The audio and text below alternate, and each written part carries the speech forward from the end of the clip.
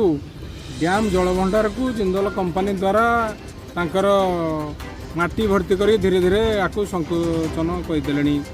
आउ विभिन्न तांकर आवर्जना पानी पड़ी यार प्रथम जो एकदम स्वच्छ काच धरा भाया पानी थिला एबे पानी रे आमे गाधई पारुनु ए पानी द्वारा आमर जो मंदिर नाल पानी जाऊँगी करंग मकंदपुर बेड़ासर आदि जनसाधारण आपको नित्य व्यवहार्य कम व्यवहार करती ये पानी जो आवर्जना पानी द्वारा लोक काछु कुंडिया हो विभिन्न प्रकार रोग हो गोरु गाई भी पानी पी पारना आउे जो जल भंडार को जिंदल कंपनी ये जो माटी भर्ती कर विरत रहिले बा जिला प्रशासन कौन प्रकार आकर्षण जो पदक्षेप ने आम ठीक उपकृत हबू आ मुख्य कथा है आमर जो जल भंडार को आसूवा चिरस्रोता नई गुड़िक को दिग परिवर्तन करदे जोटा कि नेचुरल सोर्सटा वाटर नेचुरल वाटर सोर्सटा को से बंद कर सब विपथगामी करदेला तेणु भविष्य में ये डैम सुखीज जोटा कि आम परिकल्पना करूँ आगामी आम वंशधर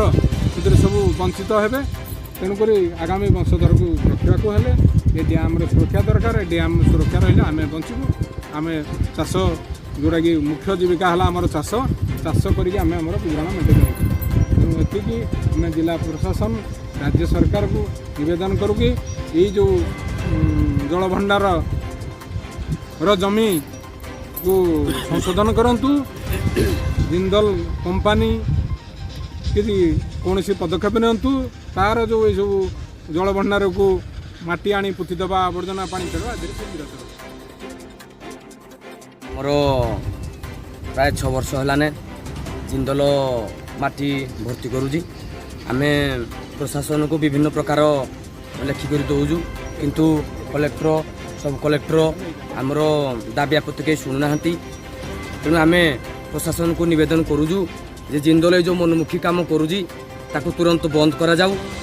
जदि प्रशासन यार किसी निष्पत्ति न नब ताहले आम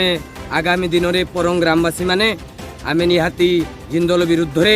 रास्ता आंदोलन करूँ आउ जदि एथिरे किसी विघ्न घटिबो ताहले आम मुख्यतः प्रशासन को दायी रखिबू कारण